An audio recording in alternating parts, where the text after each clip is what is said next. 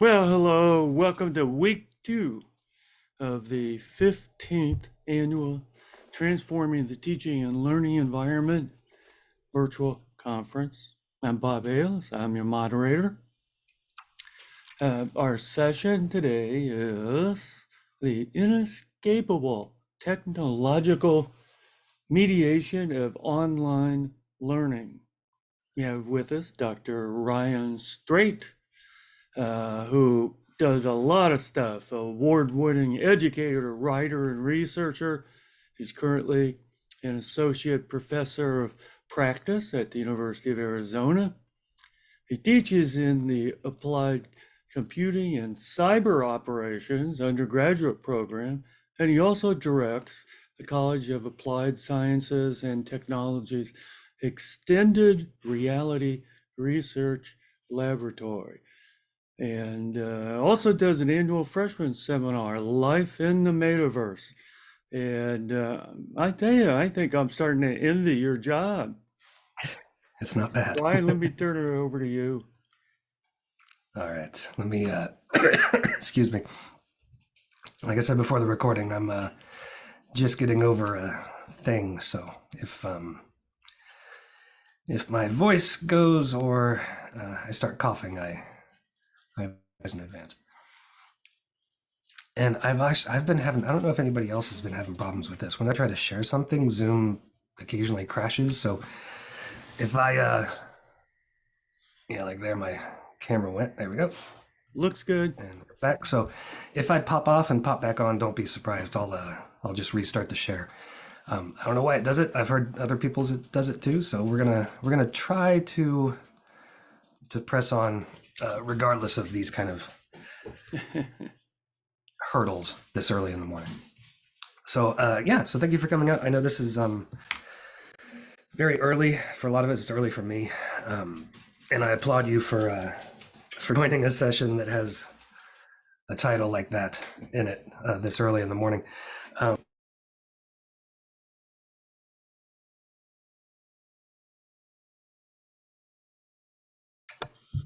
You're right, it just kicked out. Yeah, like I said, there it went. Okay, so I'm back. No, that's the wrong one. There we go. All right. Now, hopefully Zoom doesn't crash again. I do apologize for that. But anyway, like I said, thanks for coming out this early and to a session titled the way this is titled. It's not your usual, and I appreciate that. If you think you're a bit of a tech nerd, this is probably the right place for you. So hopefully we'll talk about some stuff that is new, is useful, and we're going to kind of unpack, what exactly does all this mean? So the plan, and I hope to be able to finish in 50 minutes, is essentially, I'll tell you a little bit about me. Bob has already done that, but so I can probably skip that part. But then we're going to talk about what is mediation, a little bit about mediation theory, and some of the more technical terms for the kind of applicable fields within this space. First, post-phenomenology, and then post-human inquiry, which are very closely tied. And then we'll talk about kind of how do you do that? How do you apply that to instructional design, learning environments, and so on. So essentially, all of this is a framework for trying to understand how people and technology kind of in the world co-create this kind of shared existence that they have, but also the subjectivity that's involved, right? So what we're also looking at in post-phenomenology and post-human inquiry is a methodology so that we can actually empirically examine that relationship and those experiences. So if you have any questions or comments, please feel free to put them in the chat. Hopefully I'll see them and Zoom doesn't crash again. So fingers crossed. So introductions, like I said, Bob already did that. There's not a whole lot else to say. So we're going to jump right in, right? So when we talk technology, when we talk mediation, this, at least in terms of applicability in education, we have to talk about something called post-phenomenology and then we'll get into post-human inquiry as kind of a way or kind of a list of heuristics and a way to actually do this. So this is, a lot of this comes from the work of Catherine Adams, Joni Turnbull, a few others. But essentially, when we talk about post-phenomenology, and you may recognize the phenomenology part, right? It's like axiology, epistemology, all those kind of schools of philosophy. Phenomenology is the study of experience, right? So post-phenomenology it came about late 20th century with a guy named Don Idy, and he started thinking about how he would look at his like alarm clock on the bed next to him and think, my day is my experience of the world is different because of this, and I'm experiencing the world in a different way through this or because of this technology. So he started formulating this way to think about it. So Adams and Turnbull recently, when they were writing about kind of, you could call it applied post-phenomenology, but they call it post-human inquiry.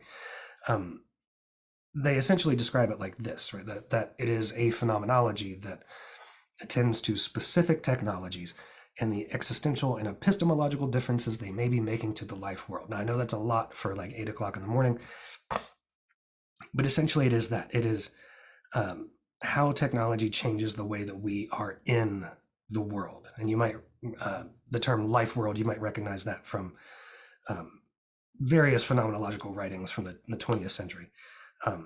But Don Idy specifically started, his big text in the beginning was Technology in the Life World. So it's a main part of phenomenology, and he's kind of saying, how do we get technology into that, right? So a little bit of a brief history of this. I've already touched on Don Idy a little bit. And we're going to dig into this throughout the session, hopefully. So Idy comes around, like I said, and it says, hold on, this whole phenomenology thing, because we're talking Edmund Husserl, we're talking Heidegger, right? He says that we need to make this thing a bit more pragmatic, right? We can't just think about what is the phenomenological experience of a chair, right? What does it mean to experience a chair? This individual chair gets in the way of my being able to experience the concept of a chair. And he's like, okay, well, let's make this a bit more practical. So he comes up with this modern version. He calls it post-phenomenology. And you had to think of post-phenomenology like like you would say we have like modern art and then postmodern art, right? It doesn't mean that it means a kind of response, right? So post-phenomenology doesn't mean, okay, this is the next step. It's more like this is a response to the original phenomenological concept, where it doesn't see technology as an interference, but it sees it as that kind of mediating factor, mediator, I guess you would say. So you might remember, if you remember from your philosophy 101 kind of stuff, if you took any philosophy of technology, you remember Heidegger talking about his hammer, and he has the present at hand and or ready at hand and ready to hand and present at hand, and I can't say the German. But essentially, he says, a carpenter that is using a hammer, she doesn't experience the hammer as a separate thing. It becomes an extension of herself, right? And she doesn't have to think about, I move my hand in this way, the hammer moves that way, and then it moves the head that way, and that hits the nail. It just becomes an extension. When the hammer breaks, then it becomes something that you have to kind of get over, right? It becomes a hurdle. And that's kind of that was Heidegger's point about technology, is that a lot of people suggest that he's kind of anti-technology in that way, but it's more that he's saying that it's something that we need to be able to get over, right? That it is interfering with something, and that's something to be fixed, not something that we need to kind of shy away from. So we initially have this idea of embodiment, right? Because that is the embodiment, the person in the hammer, the person hammer embodied entity, right? It's kind of one thing. Because the carpenter, she's experiencing the nail through the hammer. So it's one thing. And if you're thinking at this point, like, how does this tie into learning? Like, and we're going to get there, I promise. So Idy comes around and starts talking about all this and says, well, I have some ideas.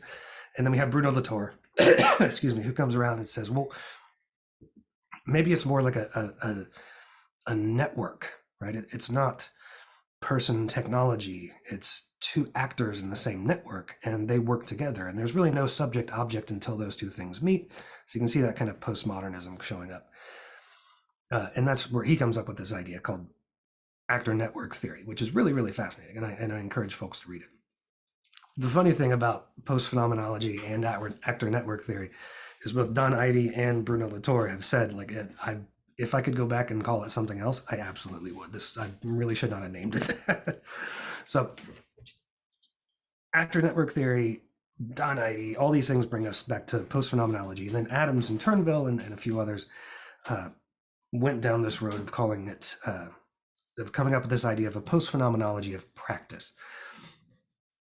Meaning, okay, this is great in theory, but we need a way to be able to apply this. We need a way to be able to do post phenomenology, to do this kind of thing that is replicable. Because if we're talking about, the whole point of this is that we need a way to make it empirical, repeatable, replicable. Well, we need some heuristics, right? We need some ways to actually do that. So before we get to that, we're going to have to deal with some terminology. And like I said, I really kind of nerd out on this stuff because I just think it's fascinating. So we got this kind of basic background of this stuff, but we do need to understand some terminology so that we're speaking the same language, right? So we'll start off with technological mediation, and that is really just when we think of how we interact with the world. In classical phenomenology, we're kind of required to block, right, or just kind of in a way kind of eschew all the elements of the life world that can interfere with our experience. And in this case, we're saying technology shouldn't be dismissed, but it should be considered a mediating factor, right? Something that comes between, generally speaking, between us and the world. So this is how they envisioned us actually doing this, right? Starting at the very beginning with the fact that technology necessarily mediates the way that we experience the world. And you can apply that to learning, you can apply that to teaching, you can apply that to instructional design, you can apply that to anything. It's not just a tool, it literally changes the way that you experience the world. Now, technologies in and of themselves have more than one use, right? They may not be obvious at first, but you can think of the hammer, right? Think about the carpenter's hammer. She's using it as a tool. It can be a construction tool. It can be a paperweight. It can be a weapon, right? And these are not necessarily obvious. Like I said at the very beginning, you really have to work at these sometimes to figure out where these multi-stabilities come into play. And for some technologies, it's easier, and for some technologies, it's considerably harder. And this is different from if you study any kind of human-computer interaction. This is different from the concept of convergence, where we had something like a cell phone, call it a dumb phone, and like a GPS, and they converged into the smartphone that has features of both. It's not quite that. This is actually finding new uses or different, maybe unintended uses for a specific technology. And if we go back to the Necker cube there, that's the kind of experience that we're talking about. So, you can flip it back and forth and see which way it's facing, right? It doesn't change, but you can actually do that in your head. And this is the multi-stable nature of something like that. And if you didn't know, that's actually called the Necker cube. It's actually got a name. Then we have transparency. Now, transparency is when technology kind of fades away from your conscious experience. So going back to the construction worker, right? The hammer itself kind of fades from her view. She is focused on the nail. She's not focused on the hammer itself. An easier way to think about it, is like when you go see a movie, right? You start off being aware of the curtains on the walls, of the other people around you, but eventually your field of view kind of shrinks, and your entire perception is taken up by that screen. Same thing can be said for, like, say, virtuoso violinist in their instrument. It can be said for somebody playing a video game and the controller, right? You don't have to think about the controller at some point. So that technology becomes transparent in the sense that you don't have to think about it as an additional step. Okay, it just kind of goes away. So this brings us to Ides' concept of technic relations, right? So he started saying, okay, if we are going to talk about this empirically, we need to have a kind of a, not all technologies are experienced in the same way, and the world is not experienced through technologies in the same way. So he came up with what he called technic relations, and he came up with 4 of them initially, and then they were expanded on. So the first one's embodiment. Excuse me. And that is the hammer, right? That is a pair of glasses. That is a telescope. It's something where you and the thing are kind of one, right? And you experience the world as one thing. This is where that transparency comes in. Then we have the hermeneutic, and hermeneutic, it just means kind of translatory, right? It's like language. So you read the world, you translate the technology to understand the world. So this could be, like it says, a speedometer. You know you're going fast, but you don't know how fast, and the speedometer lets you understand that. It also deals with interpretation, so the X-ray, for example. And this is where we get something, if you've heard the term the Gestalt, this is another application of that, because you could have, this is not one translation fits all. This is, 2 doctors could look at the same X-ray and read it very differently. So it's personal in a way, but it also is the translation through this technology is also kind of a culmination of a whole bunch of other things. And I hate to use the word synergy, but the total effect is greater than the sum of its parts. The thing about this is we assume it to be accurate, right? When we're reading a speedometer, we just take it for read that the speedometer is accurate. This was actually, and I hope this isn't apocryphal because it's a great story. This is kind of the issue with the 3 Mile Island nuclear incident. The gauges were not accurately interpreting what was happening down in the core. So when the workers were checking it to see what was going on, to them everything was fine. So the hermeneutic relation was breaking down because the accuracy was gone. Then we have alterity, and this is the one that's kind of the hardest to understand, but also the most common, weirdly. This is when you use the technology as the other, right? I mean, like a quasi-other. So this is a candle lighter, right? I don't experience the world through this necessarily. I don't use this to translate the world. I use it as a piece of technology to accomplish something. And that's what alterity is. This could be, it could be a lighter, it could be a blender, it could be, virtually anything. It's weird to think of it as being the fact that we are in its system and not the other way around, right? Because it is wanting to be used. The ancient Greek concept of arete, which is I think how you pronounce it.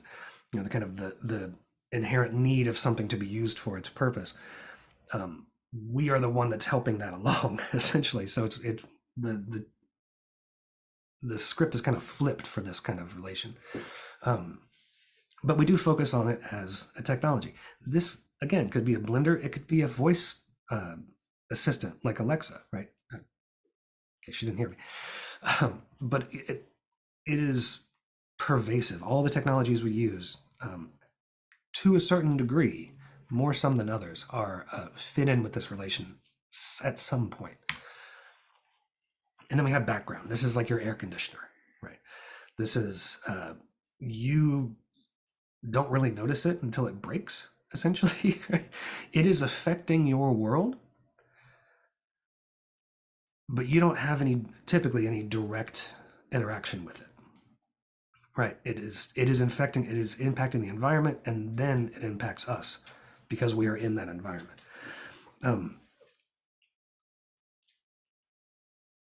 The whole idea of not noticing something, and you don't appreciate something until it's gone, right? It's that kind of concept. Now, this was enough to start with. Don Idy made these four, or came up with these four, came up with some other concepts. And that was good. That was good for a while, until the early mid 2000s. And then we had some other scholars, typically his mentees, um, Peter Paul Verbeek being one of the main ones. Um, he said, "Well, hold on. As technology is evolving and getting much more complex, we need to revisit this because I'm pretty sure that like a pacemaker, for example, doesn't fit in with any of those four, right?" So he comes up with these next generation, well, I call it the next generation. I don't think he called it that, of technic relations. And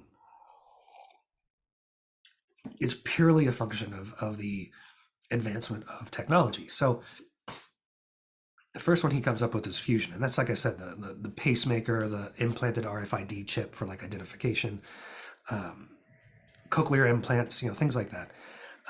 In this case, there is no physical separation between the person and the technology. And if you were to separate them, neither one would function uh, the way that they do when they are together, right? If you take a pacemaker out, chances are the person is not going to be well, and the pacemaker doesn't work. If you take off your glasses, the glasses still work. You're just not seeing through them, right? So there's a difference there. They are, in terms of how the world is experienced, they are fused into one thing, not just embodied, but fused. And then we have immersion, right? And this is kind of a reflexive technology in the sense that, well, the classic example, I say classic like it's retro, like a smart mirror, right? So you'll occasionally, not often, but you can find these in like a doctor's office, right? So um, it'll be like a two-way mirror, have a camera behind it, and it uses facial recognition, so that when you look in the mirror, you'll see you, but it's also a screen, right? So then you'll have your, the medications that you're taking show up there, and your vital statistics, and your last appointment, and stuff like that. You see this sometimes too. There's fitness equipment that's like that. It's like a mirror that does the same thing, and I can't remember what it's called. But this is essentially the same thing. So the technology of the world are reflexive to you. So you are feeding it, and it is feeding you, right? So you are telling that, you are telling is not the right word, but you are instructing, I guess, by virtue of being there, the technology what to do. In that case, bring up your information, and then you are reacting to that, right? So it's a back and forth. And then we have augmentation. And this one's, and I guess I should explain the little diagrams on the slide. Excuse me.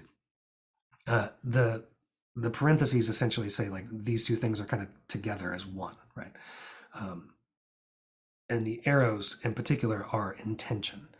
So the immersion, for example, the person has the intention toward the technology, and the technology has an intention, in a way, back towards the person. So that's why I mention that now, because augmentation is really it's a complicated thing. Because if you've worn like augmented reality glasses, you understand what I mean by this, that you and the technology wearing the glasses, so it's just like embodiment, right? And you and the glasses are experiencing the world. However, the technology is experiencing the world differently than you, and then it feeds it back to you. And then you and the technology experience the world in that way, that kind of new way, right? And then you get this kind of double feedback loop where you are reacting to the world and to what the technology is showing you about the world, and the technology is reacting to you, reacting to the tech. It's maybe too complicated for this early in the morning. Anyway, suffice to say, these are there are some others that are kind of growing right now. There's like, for example, how when you experience the world through a thermal camera, right?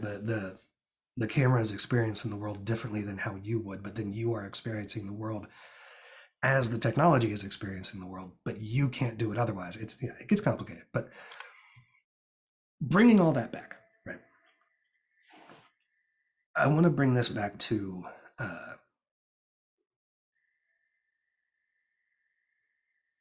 learning, back to a learning environment, because that's why we're here, right? So I want you to think about your physical space, your physical learning environment, right? Or if it's easier, think about, I mean, if you are using an LMS or something like that, if it's easier, probably think about a student, right? Think about a student that's trying to learn online, but think about their entire environment, all of it, right? So, the chair they're sitting in, the desk that they're at, the laptop, is it a laptop? Is it a PC? What ambient sounds are around them, right? What is the temperature like in the room? What is the lighting like? And then picture the LMS coming through the screen, right? Is the LMS responsive? Is the PDF that the student is reading, is it OCR friendly, right? Is it reflexive? Do they have to keep zooming in and zooming out, right? All of these things. And if it sounds like we're talking a little bit about accessibility, it's not a coincidence. Excuse me.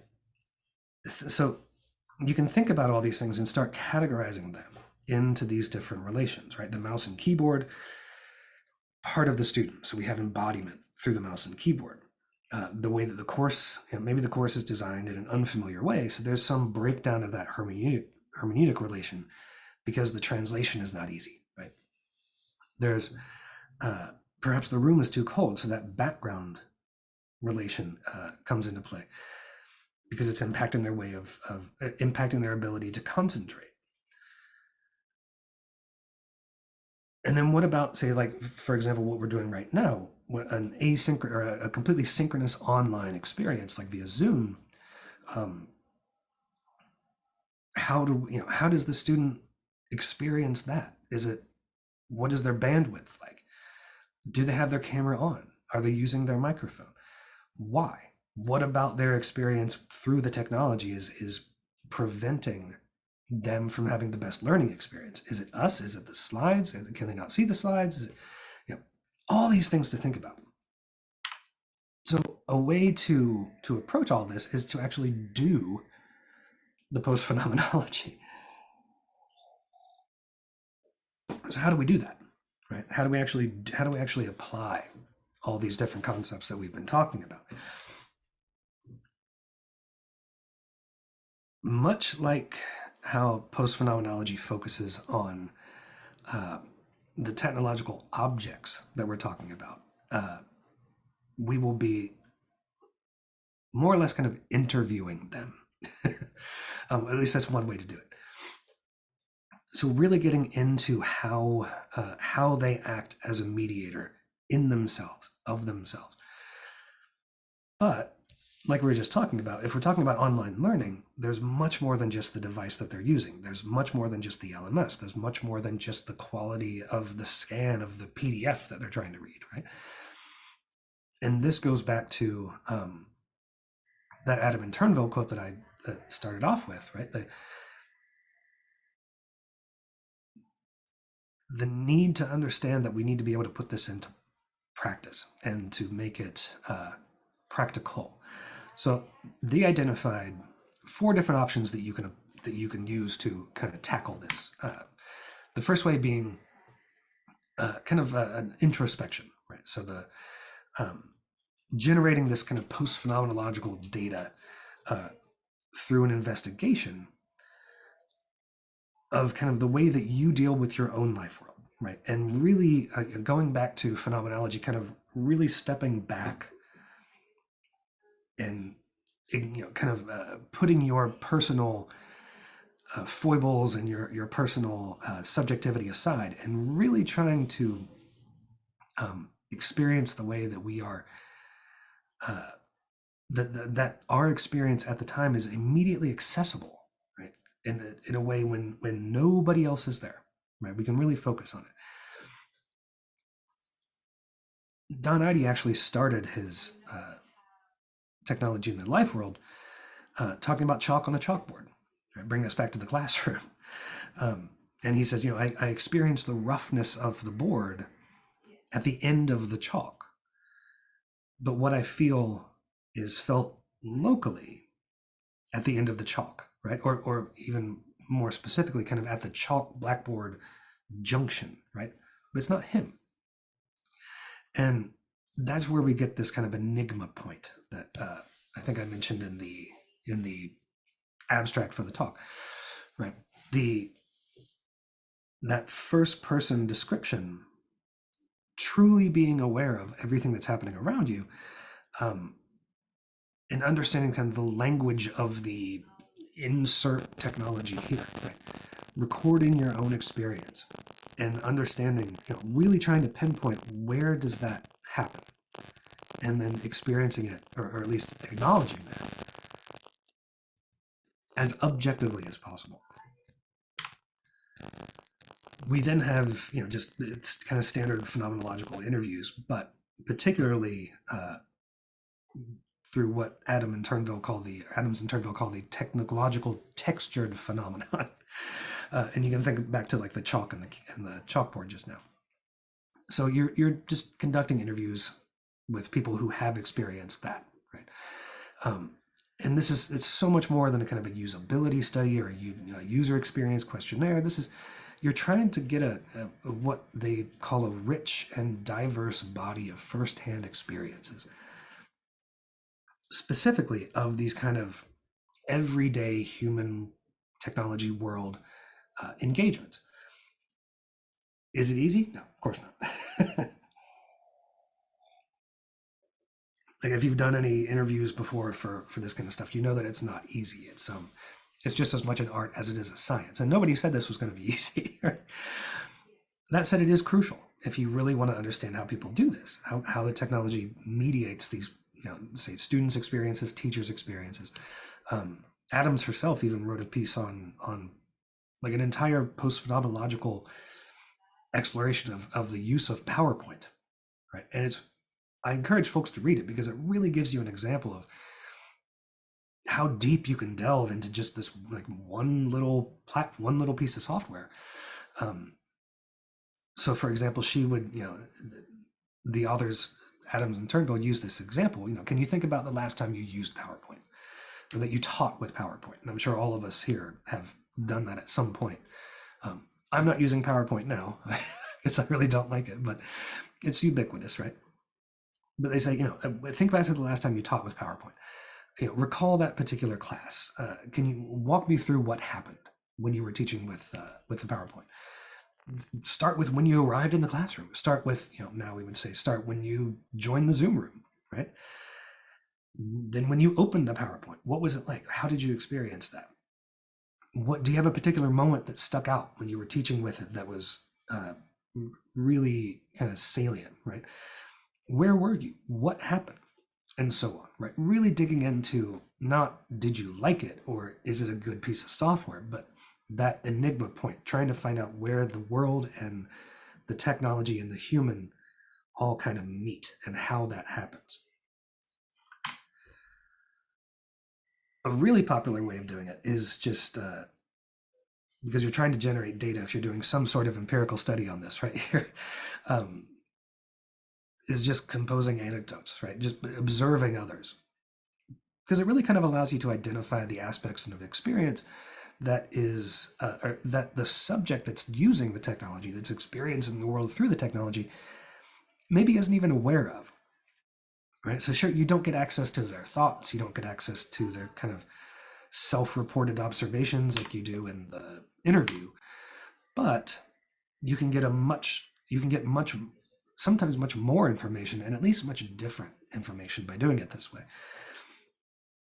And it's important to point out that through this method, it's ultimately not the researcher, but it's the students, if you're doing this like in a classroom, who are really best positioned to describe how the world of the classroom, and say it's like a science experiment at the time, how that appeared to them, kind of the intelligibility of that event to each individual, And then kind of what material aspects of the experiment, for example, going back to the science experiment, showed up as meaningful to them, and so on. You know, so here we have the post phenomenology of practice, or applied post phenomenology, or post. This is all post human inquiry. It's all kind of the same thing. Um, how it can be applied not just to the things themselves, the technology, the technological objects, but to the students themselves, right? ID calls this post phenomenological looking. And it's all the more important when something breaks down, right? When the hammer breaks, when the air conditioner breaks, that can often tell you much more information about the way that the technology is mediating folks' experiences than when it works well. In this case, it is kind of like a user experience test, uh, where if somebody passes the first time, you don't really learn a whole lot. You learn that the way you did it works, but that's about it, right? It's when they stumble that you start to really, really get good information about the experience. And then finally, we have that breakdown, right? What is referred to in the phenomenological realm as the eidetic reduction, right? Recognizing that every phenomenon obtains this kind of unique identity through the differences between it and other phenomena, right?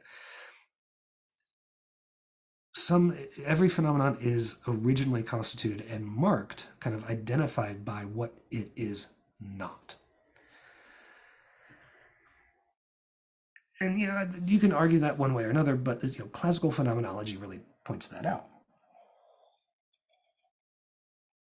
Understanding this is actually useful because it leads us to be able to do that multi-stable research, right? That kind of what they call variational analysis, trying to identify those multi-stabilities.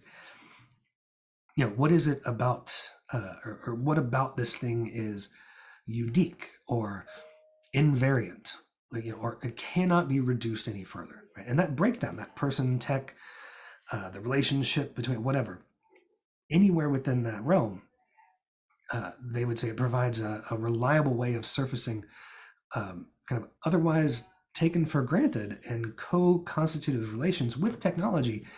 And that's when you can actually kind of attack them, and they're ripe for research, ripe for inquiry.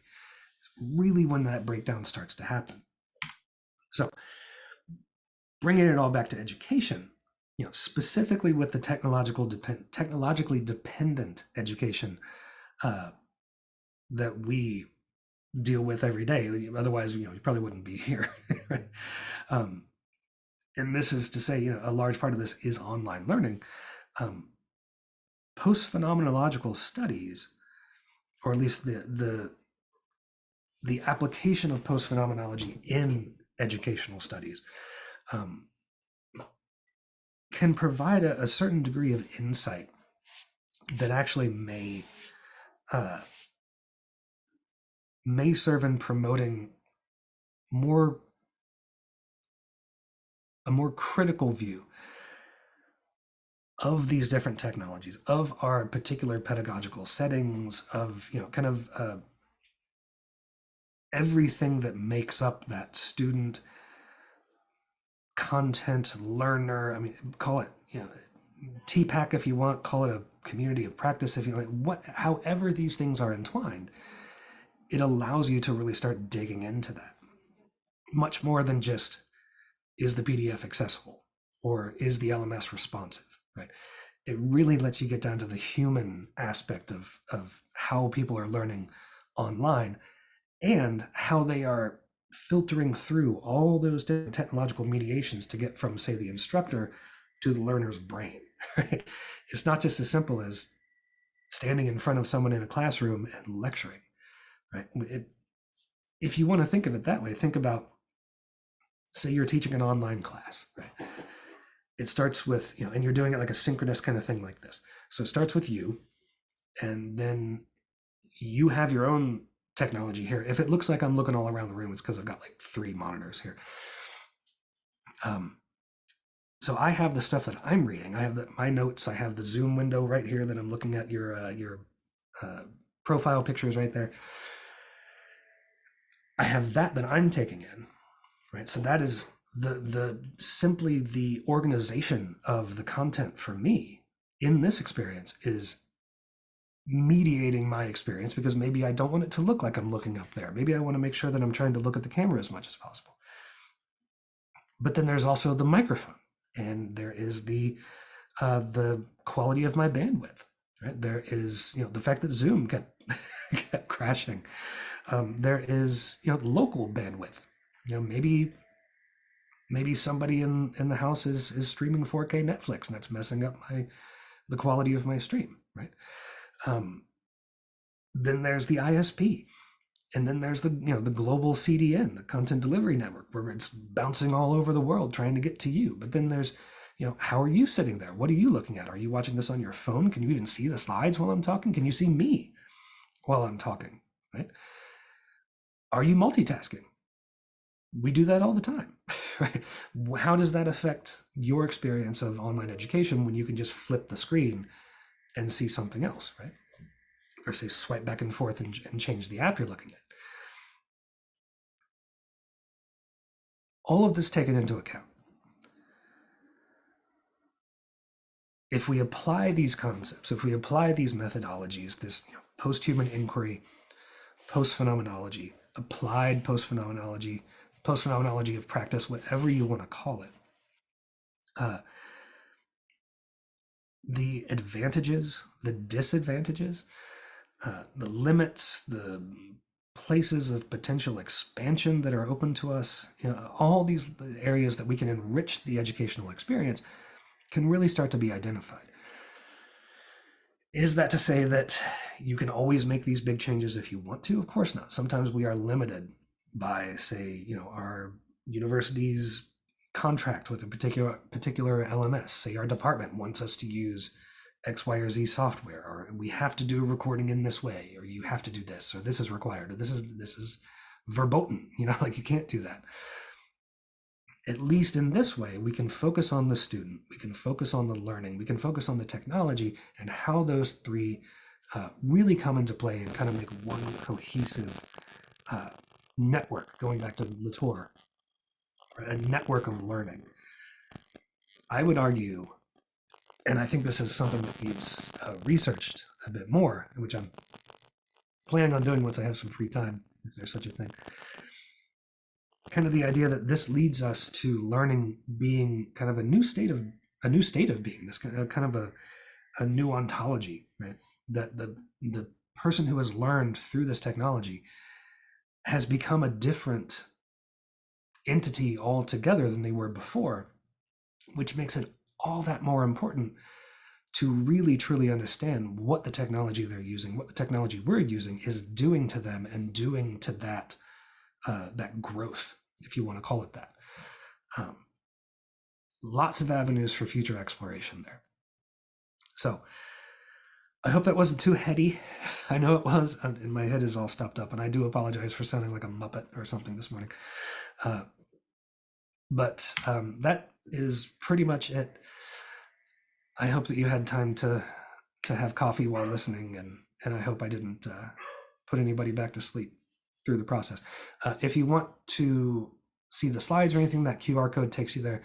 There's also a link there that you can go to my lab's website, where it has a link to this event and the slides as well. Well, yeah, my head hurts a little bit because it's just early, but one of the so we experience learning different ways because the technology we each individually use is probably different. We all have different size monitors. We might listen with headphones versus a speaker. I go back to televised courses, ITV, and people are in classrooms with this technology, but it's always different. Every classroom is different in some way. Some see a image projected on a large screen. Some see it on a relatively small monitor. Um, the audio levels are different. The quality is Mhm. different. Um, and so we need to be aware of that, right? Is that what we're saying? That's certainly part of it, right? And and like I said, it's not something necessarily that every educator can do on their own. At least, studying it is one thing, but actually, identifying the problems and improving them is something else entirely. So maybe it is just the fact that this is an issue. If it's a going back to the ITV example, that might be an IT issue that you as an instructor don't have any control over. But at least this as kind of a framework and a methodology for studying that would give you ammunition to say, look, the learning experience for these students because of X, Y, or Z is breaking down. And here is the proof of it, right? Here's something that you can take to the person who writes the checks and say, look, this is happening, right? This is evidence for why the technology is detriment, or at least the way that the technology is mediating the learner's experience is detrimental to that experience in this particular case. Now, again, like I said, it's all very theoretical. It's kind of meant to be that way, um, but this is one way of kind of making it applicable, right? Something that you can actually take action on. And like I said, it's very heady for 8 o'clock in the morning. But I personally find it fascinating. I just think it's um, a really new and different way of thinking about the student's experience and the way that we as instructors should think about, how do I build my online learning experience? How do I build my LMS, right? It's not just contact your instructional designer and get a template, right? And that might be built with best practices, but this gives you another avenue to explore how your students are experiencing it. Hmm. What? Elena, yeah, I haven't done it yet, but in that link, and I'll put that in the chat as well. I will put a list of references in that webpage for Heidi and Adams and Turnbill and Verbeek and all that stuff because they're fun reads. They really are. Where do we get the holographic instructor in front of us? So Talk about how that will impact us. it's funny you should mention that because I'm actually working on an NSF grant right now to do exactly that. So Yeah, hopefully I'd like to soon. see that. Boy, that yeah, this is something that's very different. This topic, this presentation, is so different from all the other presentations, which is good. You've given us something to think about. Yeah, And and I tell you, if we're talking about the holographic, there's a colleague of mine at the University of Arizona. Uh, I put his name in the chat, Brian Carter. He does a lot of work with volumetric video.